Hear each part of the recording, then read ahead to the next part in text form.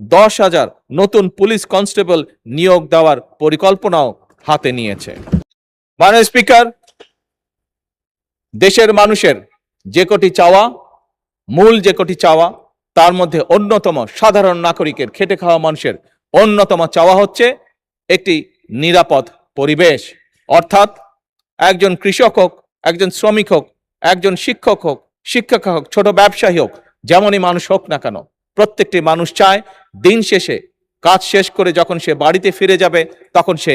নিরাপদে যাতে যেতে পারে বাড়িতে, অথবা দিন শেষে বাড়ি গিয়ে যখন পরিবারকে নিয়ে যদি কোথাও বেড়াতে বের হয় সে যাতে নিরাপদে যেতে পারে, আবার নিরাপদে তার বাসস্থানে ফিরে আসতে পারে। মাননীয় স্পিকার, জনগণের এই নিরাপত্তা নিশ্চিত করার জন্য একটু আগেই আমরা উল্লেখ করেছি আমরা আইন শৃঙ্খলা বাহিনীকে পেশাদার হিসাবে গড়ে তুলতে চাই, এবং সেটিরই অংশ হিসেবে মাননীয় স্পিকার আমরা বর্তমান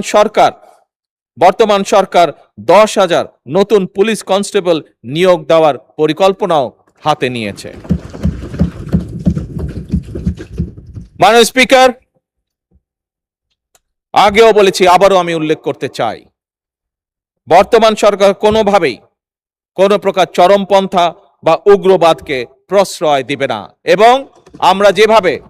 সরকারি দল এবং বিরোধী দল আমরা বিভিন্ন বিষয় এই সংসদে কোনো বিষয় হয়তো দ্বিমত করেছি,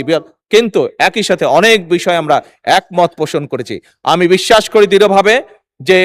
উগ্রবাদ এবং চরমপন্থাকে যে বর্তমান সরকার প্রশ্রয় দেবে না, এই ব্যাপারে আমরা সম্পূর্ণভাবে বিরোধী দলের সহযোগিতা পাবো ইনশাল্লাহ।